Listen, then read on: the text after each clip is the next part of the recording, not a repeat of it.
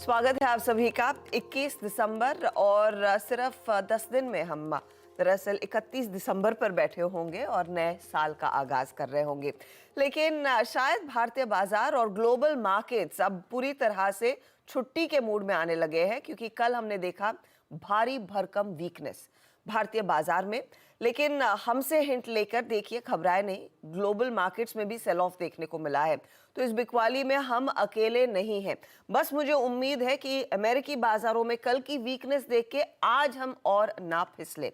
Gift Nifty इशारा कर रहा है 30 पॉइंट नीचे। वैसे सुबह में 6:15 बजे के आसपास 100 पॉइंट तक का नॉक देखने को मिल रहा था गिफ्ट निफ्टी की तरफ से। कल फाइनल क्लोज के आंकड़े आपकी स्क्रीन पर आ जाएंगे। हम 21,150 पर जाकर टिके हैं। सभी वो लेवल्स जो इंपॉर्टेंट थे उनको पीछे छोड़कर बाजार तेजी से फिसलता हुआ दिखाई दिया और कल की बिकवाली चौतरफा थी। मिड कैप्स पिटे, निफ्टी बैंक, कल बैंक एक्स की एक्सपायरी थी और वहां पर सबसे ज्यादा मारकाट मचती हुई दिखाई दी। 44,022 के लेवल्स पर जाकर दिन टिका है, जहां पर दिन की शुरुआत हमने करीब करीब 48,000 के आसपास की थी।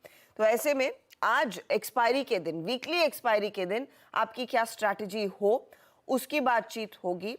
ध्यान रहिए, ये इंपॉर्टेंट सत्र रहेगा। कल वीकनेस है, ग्लोबल मार्केट से वैसे भी कमजोर संकेत बनते हुए दिखाई दे रहे हैं और कुछ और ग्लोबल क्यूज पर मार्केट इनफैक्ट कल सुबह में रिएक्ट करेगा, क्योंकि अमेरिका में आज शाम को थर्ड क्वार्टर के जीडीपी के आंकड़े आने वाले हैं।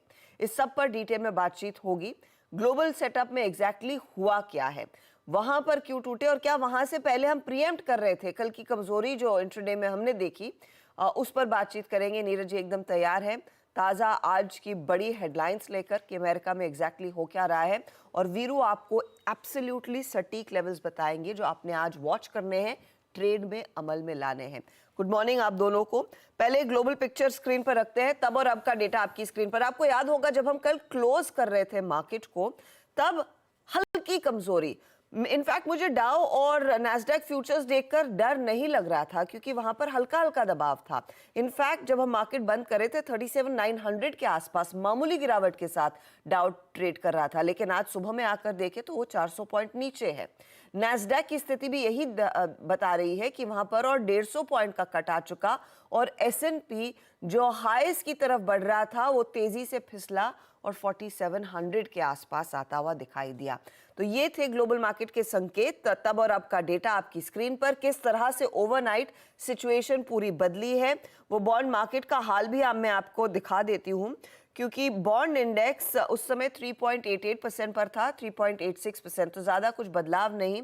डॉलर इंडेक्स और साथ ही साथ कच्चे तेल का हाल देखें, कच्चे तेल में उबाल का सिलसिला जारी है, ये 79 के आसपास ट्रेड करता हुआ। हाँ, सोने में थोड़ी सी नरमी देखने को जरूर मिली है। जो 2053 के लेवल्स पर हम छोड़ कर गए थे, 2045 का आंकड़ा आपकी स्क्रीन पर इस समय अब देखने को मिल रहा है। तो अमेरिका में हुआ क्या और क्या उसकी भनक हमें कल दोपहर में लग गई थी। Neeraj ji good morning. ये हमसे क्यों लिया है या फिर हम उन्हीं से क्यों ले रहे थे? नहीं, कल हमसे लिया उन्होंने क्यों, और केवल 19 स्टॉक थे जहाँ पे तेज़ी थी S&P में, बाकी आप घटा लीजिए तो 481 स्टॉक्स में गिरावट थी। अक्रॉस द बोर्ड सेलिंग थी। एग्जैक्टली सेम पैटर्न था। 1.5-2 घंटे पहले हमारे यहाँ सेल ऑफ था, 1.5-2 घंटे बाद वहाँ भी सेल ऑफ था, मतलब क्लोजिंग से 1.5 घंटे पहले। कोई नोन रीज़न किसी के पास नहीं ये क्यों हुआ है। तो मैंने लिखा भी है सुबह कि एक बहुत ही एनालॉगस पैटर्न दोनों में देखने को मिल रहा है और ये प्योर प्रॉफिट बुकिंग है, इसके अलावा कुछ नहीं है। कोई रीज़न नहीं है कि मार्केट इसकी वजह से गिरता। अब चूंकि बहुत तरीके की बातें हो रही हैं, रेट कट, छुट्टियां पे जा रहे हैं लोग सब, लेकिन वो कोई ऐसा सॉलिड रीज़न नहीं था जिससे मार्केट गिरता। तो मुझे तो लगता है जैसे क्रिसमस की जो सेल चलती रहती है दुकानों में, उसमें अचानक से एक प्राइस ड्रॉप आता है, आपके नए मौके देता है आपको ख़रीदारी करने के लिए, ये वो उस तरीके की चीज़ थी। तो इसीलिए आप देखिए ब्रॉड बेस्ड सेल ऑफ था। मेरे ख्याल में 1.5% एक दिन में बहुत दिनों बाद आपको ये गिरावट S&P में देखने को मिली होगी, और जैसे भारत में कल देखने को मिली थी। तो पैटर्न बहुत सिमिलर थे, इसमें कोई चीज़ ऐसी ढूंढने से भी शायद आपको नहीं मिलेगी, क्योंकि ना तो क्रूड की तरफ से कोई हुआ, ना जापान से कोई ऐसी खबर आई, और ना ही यूएस में फेड के किसी अधिकारी ने कल कुछ भी हाँ, वो ऐसा मैं देख रही बोला। थी, कुछ तो बोला नहीं किसी ने नहीं बोला, कोई रीजन ही नहीं। मैं दैट्स व्हाई कि ये केवल एक प्रॉफिट बुकिंग थी और होनी चाहिए थी 7 हफ्तों से लगातार, और अपने लाइफ हाई से या न्यू हाई से केवल 30 पॉइंट रह गया था S&P। तो हमेशा एक जिंक्स होता है कि एक बहुत बड़ी रैली पहले थोड़ा सा ब्रेक लगता है, ये वो था। एक बात अभी आपने जिक्र किया कोरोना को लेकर के, इंडिया में भी सावधान रहने के लिए कहा गया है। तो मैं दर्शकों को बता दूं कि ये वेरिएंट ऑफ इंटरेस्ट है, वेरिएंट ऑफ कंसर्न नहीं है, इसलिए बहुत घबराने, डरने, परेशान होने की ज़रूरत नहीं है। सावधानी रखनी चाहिए क्योंकि नॉर्मल इन्फ्लुएंजा भी आपको हो जाएगा तो 2 दिन घर में रह सकते हैं आप। अदरवाइज़ ये वेरिएंट ऑफ इंटरेस्ट है, इसमें कोई ऐसी प्रॉब्लम नहीं है। तो मार्केट ये जो गिरा है इसका कोई रीज़न नहीं था। मुझे लगता है कि आज पूरा रिकवर होना चाहिए क्योंकि ऐसा कोई ठोस कारण यहाँ पे देखने को नहीं मिला। इवन क्रूड भी थोड़ा सा नरम ही है इस वक्त भी अगर आप देखेंगे तो, हालांकि 79 पे स्टेट कर रहा है लेकिन नरम ही है, कोई रीज़न नहीं खास। तो कोई बड़ा रीजन नहीं। तो या तो सांता क्लॉज ने कह दिया कि आप लोगों ने खूब मौज की है, प्री क्रिसमस हो गया, अब मैं जा रहा हूँ, छुट्टी में जाने से पहले लोग पैसे लेके प्रॉफिट आए है हैं। ना, वही खर्चे ताकि के पैसे पैसा, लेके ताकि क्रिसमस ट्री के नीचे किसी को तोहफा देने के लिए कुछ अच्छा पैसा मिले। Exactly. तो शायद आप लोगों को अच्छे गिफ्ट मिल रहे हो, यू नेवर नो। देखिए, आपको देखना है कि क्या सिचुएशन मार्केट में उभर कर आएगी और आपने कैसे अप्रोच करना है। तो डिप आपको अच्छा खासा मिला। अगर आप देख रहे थे कि 7 हफ्तों की लगातार रैली और मैं पार्टिसिपेट ही नहीं कर पाया, तो कल मौका था, शायद आपको आज भी मौका मिलेगा। अब ऐसे में किन लेवल्स पर ध्यान देना है? Veeru, good morning. इनफैक्ट मैं एक डेटा पॉइंट पढ़ रही थी और आई एम श्योर हमारी टीम वो ग्राफिक बनाकर तैयार भी रखेगी कि ये 20, 21, 23 दिसंबर के आसपास पिछले 3-4 सालों में 2020 से मार्केट अच्छा खासा गिरावट का एक सेशन दिखा देता है। 2020 में करीब 3.25% 21 दिसंबर को टूटे थे। 20 दिसंबर 21 में 2% गिरा था निफ्टी। 23 दिसंबर 2022 में 1.5% गिरा था और 20 दिसंबर यानी कि कल 2023 लगभग 1.5% तक की गिरावट देखने को मिली थी। वैसे अगर आप देखें तो हमारा फॉल सबसे कम है कल वाला, पिछले कुछ 3-4 सालों की अगर आप कंपेयर करें। लेकिन आज क्या सिचुएशन पर आप मार्केट को देखना चाहेंगे कि कॉन्फिडेंटली फिर ट्रेड के लिए उतरे? Ashita, good morning. Neeraj ji, good morning. देखिए, ये तिथि विशेषांक जो आपने भी प्रस्तुत किया, इसको लेकर तो मैं बहुत अनुमान मेरा कुछ है नहीं कि हिस्टोरिकली इस दिन पे क्या क्या हुआ था। हाँ, बस हो सकता है, पर मैंने चार्टिकली इसको रीड नहीं किया। देखिए हर्षदा, ये हम 4-5 दिन से नीरज जी और मैं बात भी कर रहे थे इनफैक्ट कि, और आशीष भी थी उस डिस्कशन में, कि हम एवरेज से बहुत दूर हैं। किसी ना किसी दिन अगले 3-4 दिन में हम आएंगे और अपने एवरेजेस को छुएंगे। मैंने कल, जब नीरज जी से कल गुफ्तगू हो रही थी 1:45 बजे और आपसे भी जब बात की थी 2 बजे, बिना डेटा देखे सिर्फ चार्टिकली जो कमेंट किया था और जो स्टॉप लॉस रखा था, इट वाज 21290। 21,290 के नीचे काट दीजिए सब कुछ। पहली चीज़ ये थी, उस वक्त कोई डेटा नहीं देखा था कि पुट राइटिंग कहाँ हो रही है, फिर कॉल राइटिंग कहाँ हो रही है, फिर क्या होगा क्या नहीं होगा। That was a blind call कि हाँ, हमें इस लेवल के नीचे सब कुछ काट देना है, लॉन्ग कॉल। अब आज के सेशन में हमारे पास, जैसे कि नीरज जी ने कहा ना, बिल्कुल सही कहा, आई मीन कोई नोन रीजन नहीं है। इवन दैट जो स्टैट्स होते हैं ना हर्षदा, वो भी हमारे पास सपोर्टिव नहीं है इस सेल ऑफ के पीछे। पहले मैं स्टैट्स पे आता हूं क्योंकि आज एक्सपायरी डे है तो हमें जोन्स को डिसाइड करना पड़ेगा। कल की कैश मार्केट में एफआईएस की तरफ से अगर आप देखें हर्षदा, करीब करीब 1332 करोड़ रुपए की सेलिंग थी और डीआईएस की करीब करीब 4754 करोड़ रुपए की बाइंग। मतलब जितना कैश अवेलेबल था मार्केट में, शायद ये होना नहीं चाहिए था, बट हुआ। और अगर आप एफआईएस को इंडेक्स को देखिए तो लोअर लेवल्स पे उन्होंने करीब 1639 करोड़ रुपए का इंडेक्स बाय किया, 17,000 कॉन्ट्रैक्ट लॉन्ग किए, स्टॉक फ्यूचर्स 6500 करोड़ रुपए का बाय किया। इंडेक्स ऑप्शंस को आप एनालाइज नहीं कर सकते।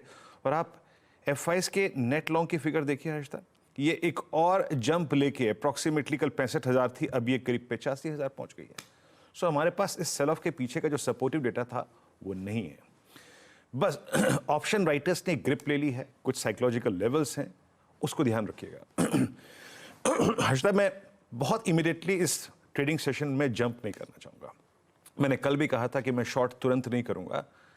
अब लेवल की बात करते हैं जिसके नीचे वीकनेस परसिस्ट करेगी। एक बार कॉल्स की स्ट्राइक्स लेके आइएगा। और हर्षदा, कल सबसे स्ट्रॉन्ग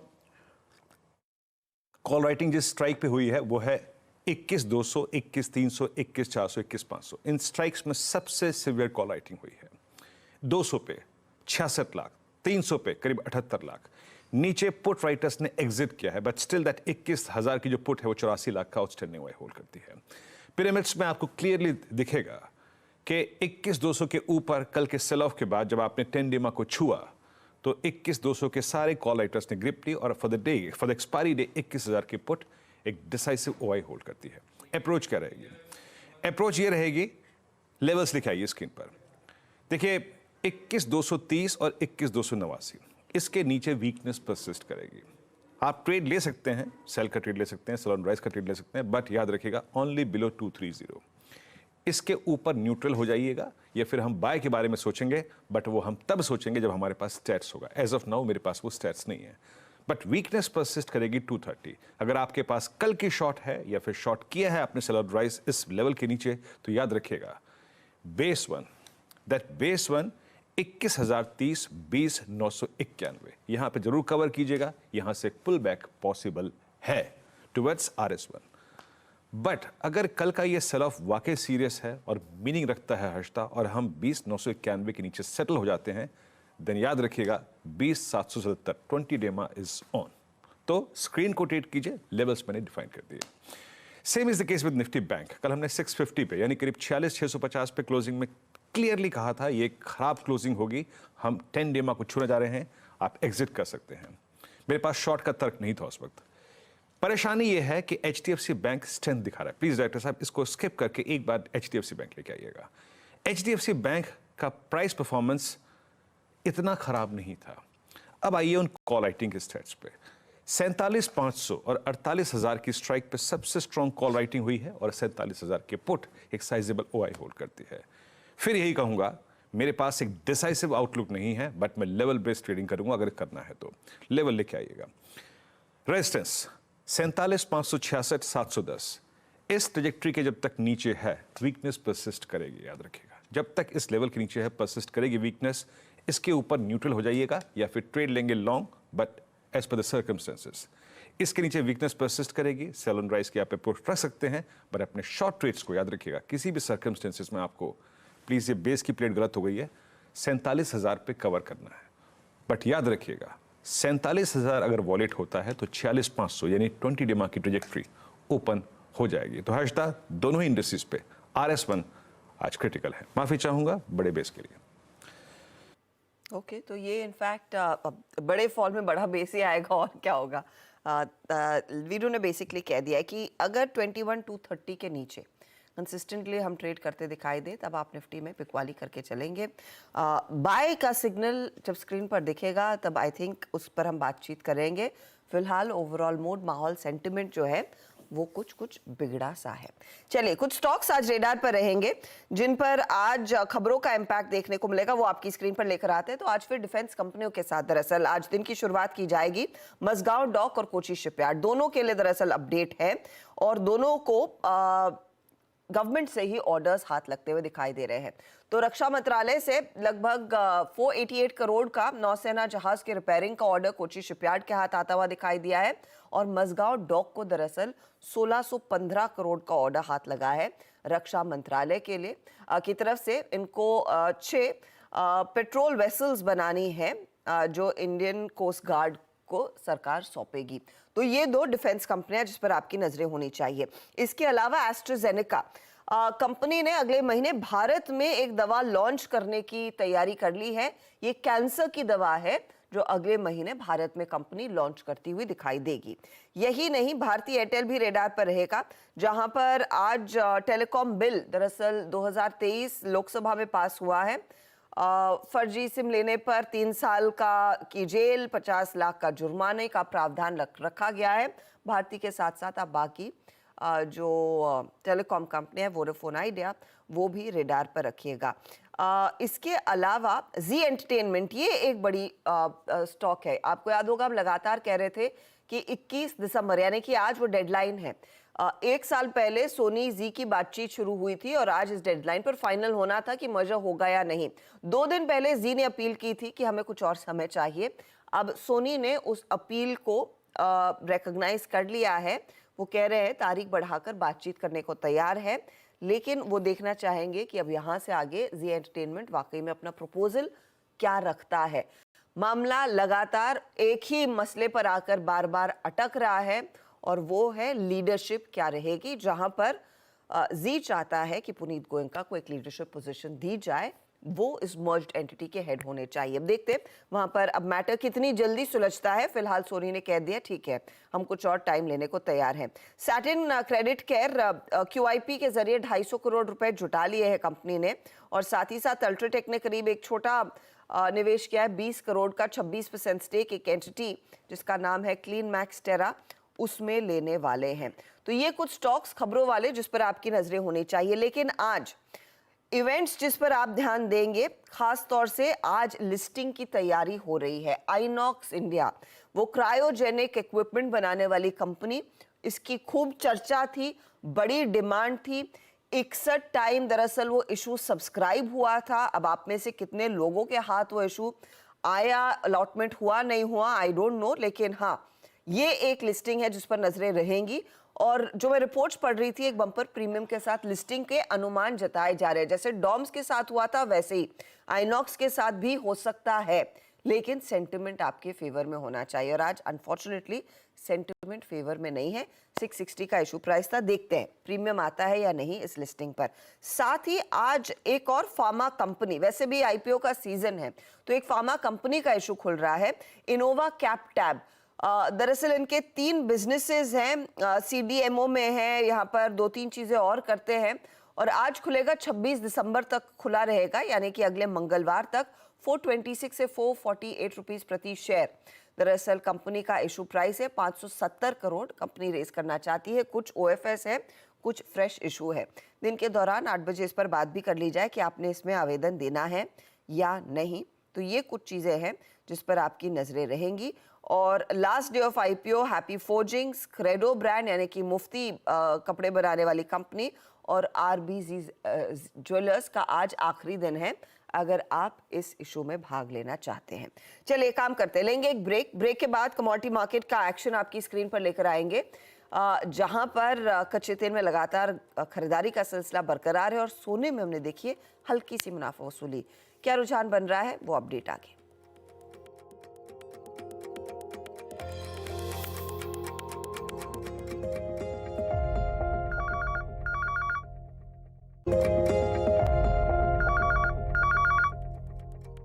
आप देख रहे हैं मॉर्निंग कॉल, और कच्चे तेल का हाल आपकी स्क्रीन पर आ जाएगा, जहां पर कल ओवरनाइट $79 के आसपास ही ट्रेड बनता हुआ दिखाई दिया है। इनफैक्ट कल मैं वो डेटा पढ़ रही थी कि अमेरिकन एनर्जी इंस्टीट्यूट की तरफ से भी जो डेटा आया है उसका भी कुछ ना कुछ इम्पैक्ट आ रहा है, लेकिन क्लियरली यहाँ पर तेजी बन रही है, और तेजी वो रेड सी रिलेटेड जो बार बार हमले हो रहे हैं उसके साथ जुड़ी हुई है।